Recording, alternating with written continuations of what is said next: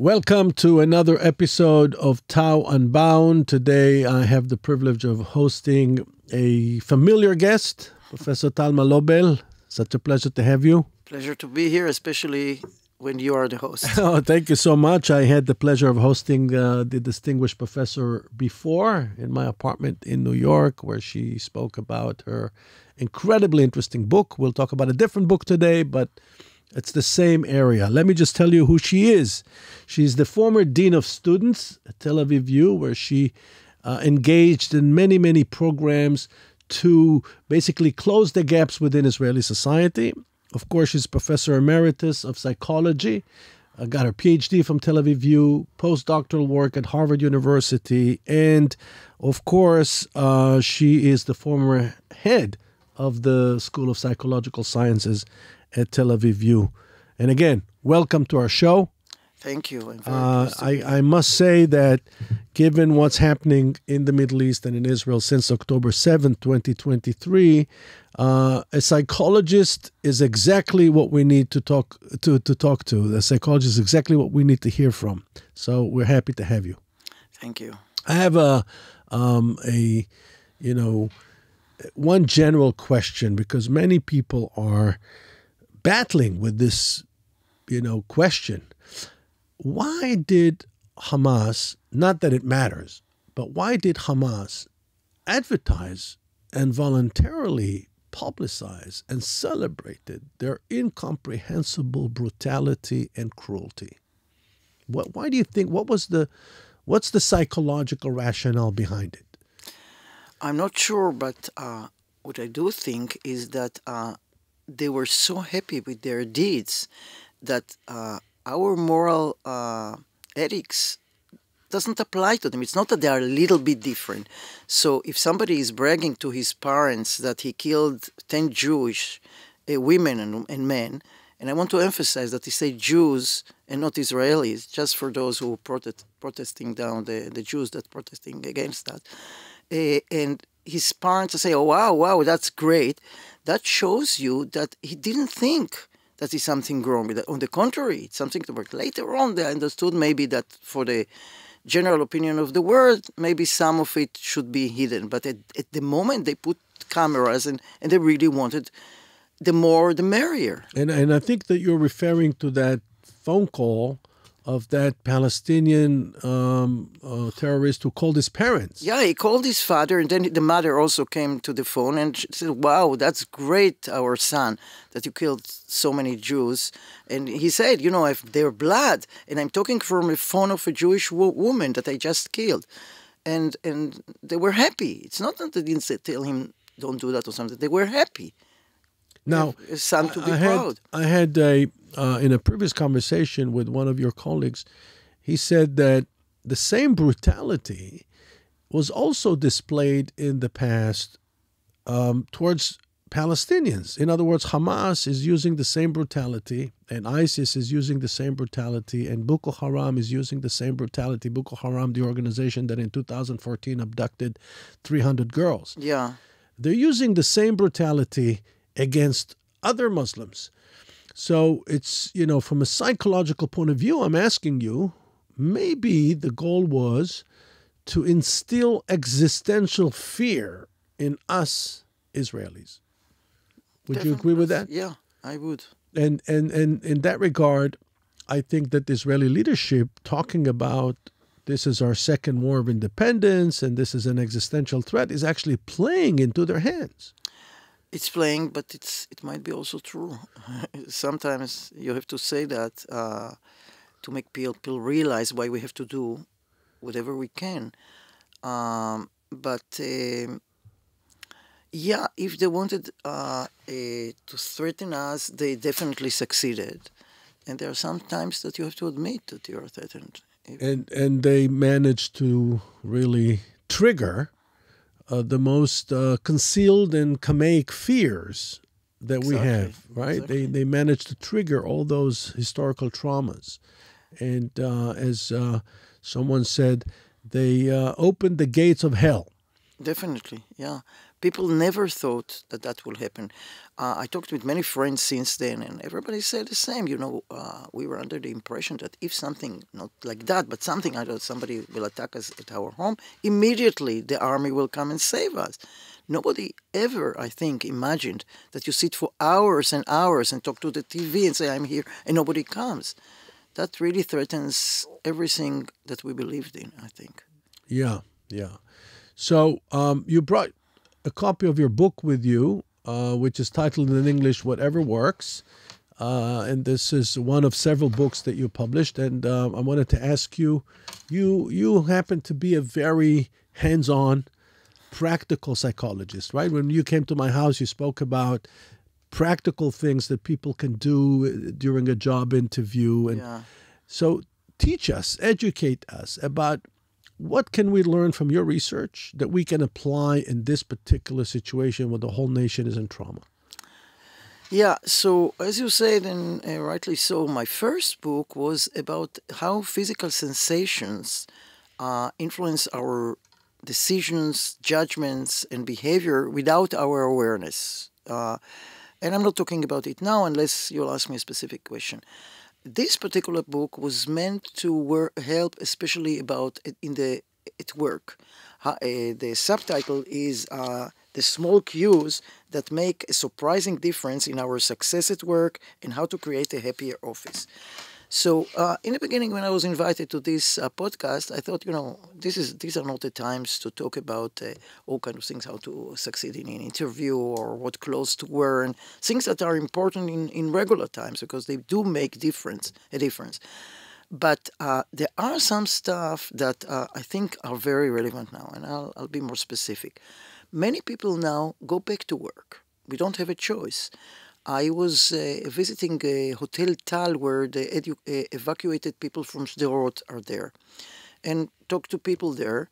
And I was surprised to hear that many of them have transportation, and every day they go to where they work in Sderot, and then they come back to the hotel in the afternoon or in the evening.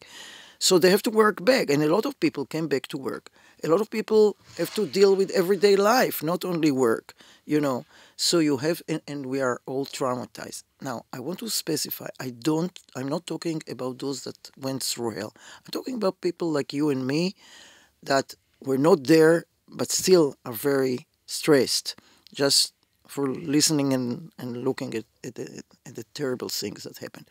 So people are it's very hard to focus, very hard to to concentrate on your job or whatever you have to do. And I have all kinds of things that can help focus better. The other thing I would like to talk later on is how to reduce the stress that we're all, again, not for those that went through hell, but people like us that are stressed and still want to feel a little bit less stressed. So what you're saying is that one of the expressions of the trauma, and again, I emphasize you're not talking about the people that were there. You're Definitely. talking about the general public who is learning about what happened through mass media and social networks. So you're saying one of the implications, one of the expressions is that people find it difficult to concentrate. What can you teach us that will help us alleviate that problem? Yeah. So first of all, I'll talk about things that are in the environment, which are temperature and light. Apparently simple things, but we can control. So let me start about light. Talk about light. Light can be either natural from the window or artificial, like we are sitting here in this studio. Light can be intense and the room can be dim. And there are studies showing that natural light is definitely better for your physical and psychological health. So if you can work, not always you can, but if you can choose a room, either at work or if you're working from home, if you can choose a room that has a natural light, it will a little bit make you feel better and you can focus better. So that's one thing I would like to stress. The other thing, if you are tired and it's very difficult to work at that time, don't work in a dim room. That will make you even more tired. if you can choose a room with natural light. I'll talk later on about the window, what you can see from the window, and choose and make it a really lighted, not a dim room. What about temperature? So in temperature, there are many studies showing that there is an optimal range, which it's 68 to 75 Fahrenheit, or 18 to 26, something like that, Celsius. That's the range. Within that range, I'm not talking about extreme, many studies showed that it's better to be in a little bit cooler room than a warmer room. There are studies that gave people all kind of cognitive tasks and put them in different rooms with different temperatures, and they found again and again that even though you feel a little bit comfortable when the room is a little bit warmer, again within the optimal, between the range, not too hot, still you, especially about complicated tasks, you perform worse than if the room is a little bit cooler. Also, there are studies, for example, that they gave people all kind of programs of cell phone, and it has all kind of factors, if the price and how many minutes, etc., etc. And they had to consider all that. When the room was warmer, they couldn't come to the best solution because it was too difficult for them to consider several factors compared to those who sat in a little cooler room. So these two, I suggest, if you can control, don't sit in a very warm room, even though you are feeling comfortable. Of course, there are individual differences and gender differences, but in general, what you feel. And also, if you can, sit in a room with natural light. So these two tips are relevant to people that are looking to, they have to function, they have to work, they have to do whatever it is they have to do, and they need to make sure that they perform at a level. Reminds me a lot of people that struggle with jet lag. When they're traveling, it's the same idea. Exactly. Or anything that bothered us before. Before these horrible things happened, we were stressed from time to time from different things, and then you find that it's hard for you to concentrate. How difficult. You think about something else. So these are the foundational, really, elements. What would you suggest on top of it? Well, on top of it, I would like to suggest how to decrease the anxiety. Again, I know I said it, but I want to emphasize that I'm talking about not about the people that were at these events, but people that saw it on TV and heard the stories and were traumatized. Of course, not as much as these people, but still we are stressed. There are many ways to reduce stress, which I will not talk about because I want to talk about the things that people know less. Of course, you can do mindfulness. Of course, I'm talking people that need therapy, psychological therapy, or even some sessions, yoga, breathing, a lot of things. But I want to talk about something that people maybe know but don't give it enough importance, which is nature. There are many studies, and I will be more specific in a minute, that showed that when people were in nature, two things happened. The stress level decreased and they performed better cognitively. So let me give you some examples. In Japan, which is a country that did several studies on this area, they have a lot of woods and all that, forests. They took many subjects, several hundreds, and each time took small groups of 6 or 8 people, put them, one group was in a forest, in a real forest, and the other one in an urban environment. They measured their heart rate, their blood pressure, and their level of cortisol via the saliva. Cortisol is the stress hormone. The higher it is, the more stressed we are. So it's very simple. They measure it just before the experiment started. Then they told them to sit for 15 minutes either in the urban environment or in the forest. Measured it again. Then they told them to walk for 15 minutes and measured it again. The next day, they switched the places. Those that were in the forest went to the urban environment. and those who were in the city came to the forest, and they did it again. And so they did again and again and again with many groups in several forests. And they found again and again that those who sat in the forest, their heart rate decreased, their blood pressure decreased, and the level of cortisol decreased. And it didn't matter if they sat or if they walked, as long as they were in the forest. And as long as they were disconnected from the smartphones. Definitely. That's another. I have a whole chapter on the smartphone. If you want to ask me about that, I don't know if it's related directly to what we are, the situation, but I have some interesting story about the smartphone. But anyhow, that's one study.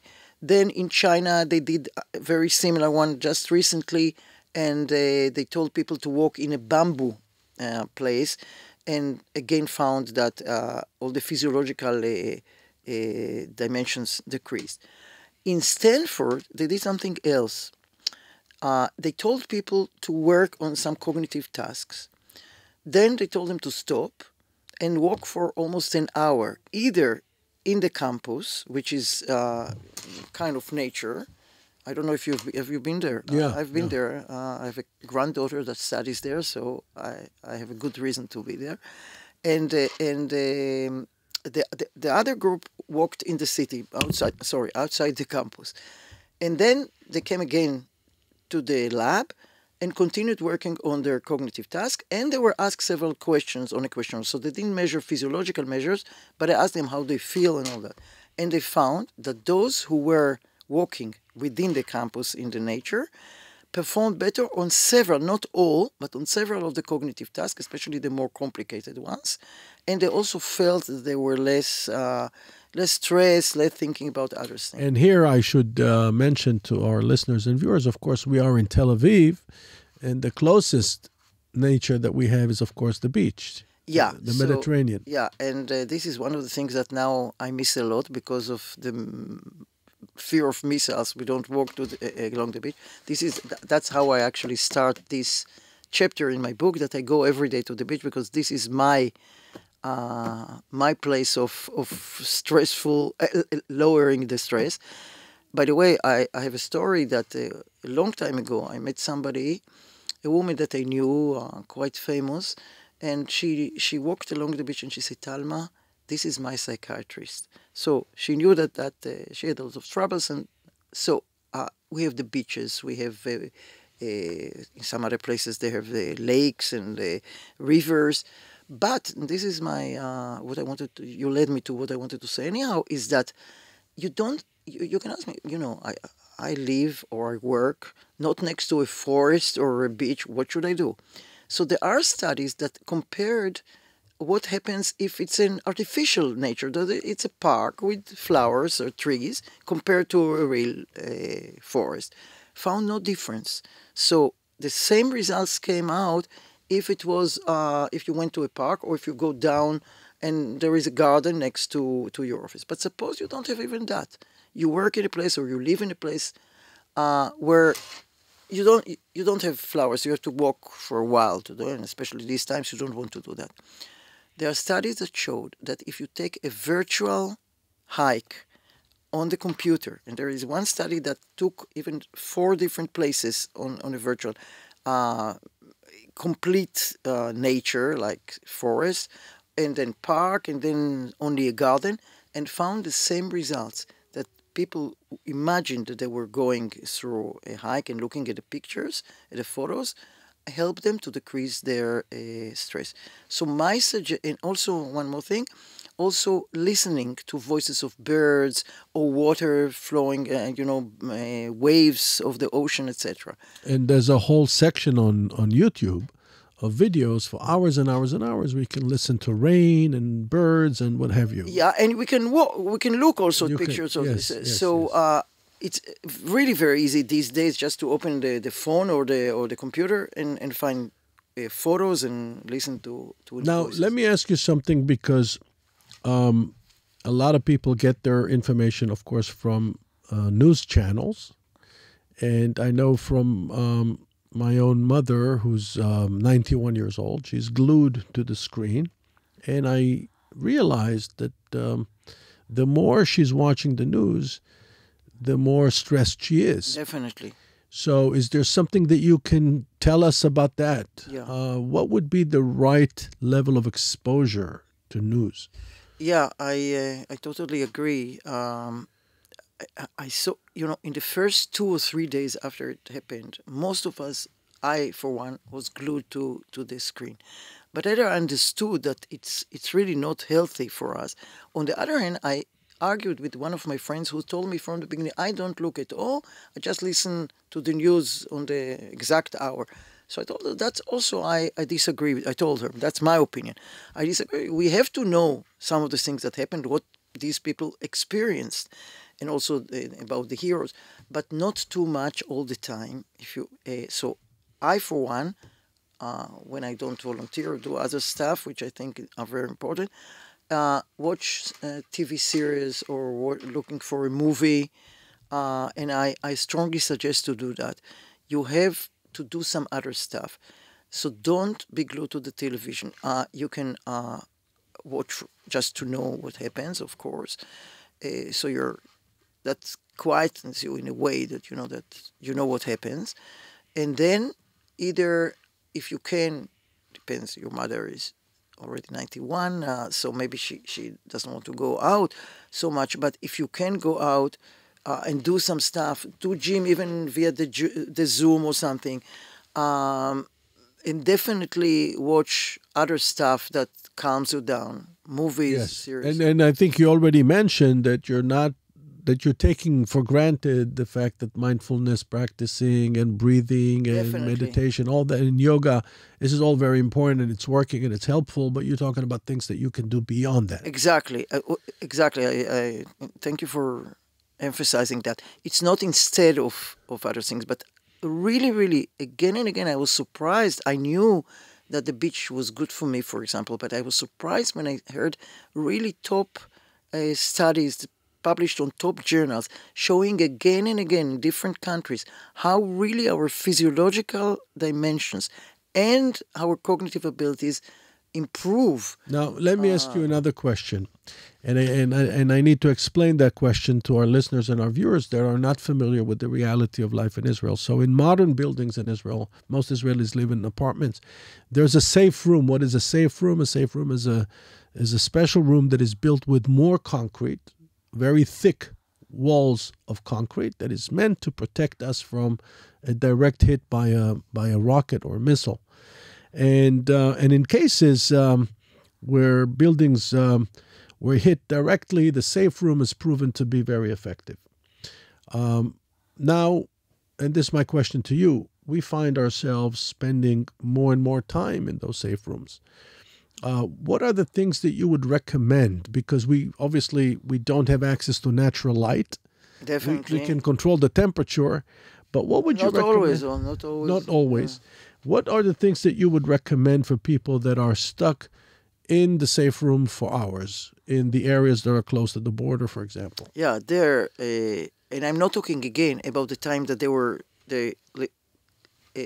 afraid that anybody can get in. But Yeah. when there are missiles, Yes.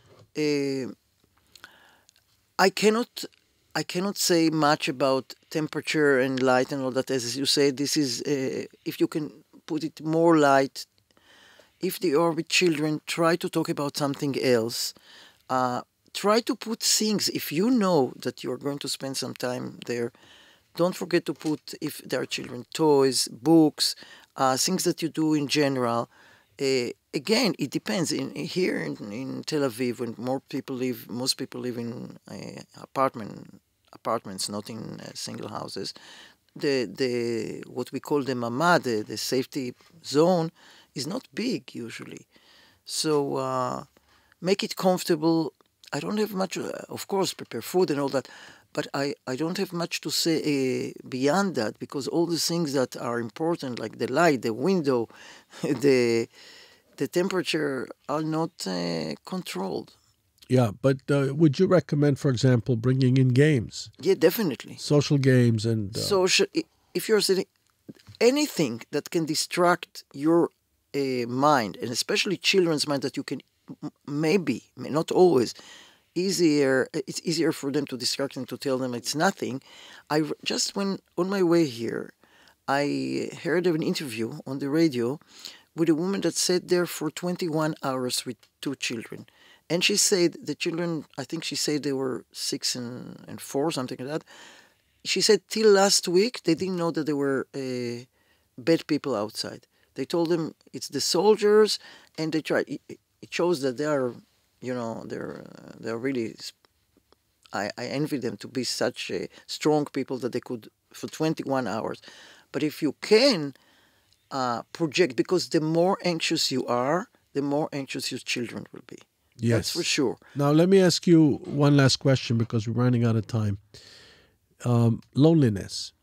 So loneliness was a big problem during COVID. Yeah. When people that have no family, usually the elderly, but not always the elderly. There are many lonely people in big cities all over the world, and it's a big problem. What would you say to people that are alone in their apartments when there's a siren goes on? What are your advice to them? My advice to them is to go to the nearest. Obviously, yeah. So if they are alone, they can't do anything else. I mean, if they can invite somebody to live with them, and there are many people. You gave me an idea now. There are many people who live in apartment house with no what you call the mamad. How do you call it? Safe room. Yeah. Safe room. Many houses in Tel Aviv don't have that. So maybe some lonely people will invite somebody to stay with them in another room and go together to the safe room. Some people I know that are alone, and I know personal knowledge, some say, no, I don't want for example, I have a friend who has a son with children. She said, no, I'm more comfortable in my own bed. When there is a siren, I go to that room. But we are here talking about 10 minutes being in the safe room. I think that those that live in the south and stay for hours, maybe, especially in the kibbutzim, I think they do go together. I don't know. I really don't know. But it's an important thing, and you did mention that it's not a good thing to be alone. Definitely, it's not good. Unless some people like to be alone. Some people, they are individual, but in general, it's not good to be alone. It's not a good thing to be alone, especially during times of increased stress and tension. Well, Professor Lobel, thank you so much. If I can hold your book for a second just to show to the camera. Sure. Those of you who are interested, it's called Whatever Works, and it was initially published to help people in everyday life, but now when we are in times of crisis, there's some very helpful tips. And thank you so much for coming to our studio and for sharing this knowledge with us. Thank you so much for inviting me, and I hope it helped even a bit. I'm sure it will. And to our listeners and viewers, goodbye from Tel Aviv until our next episode.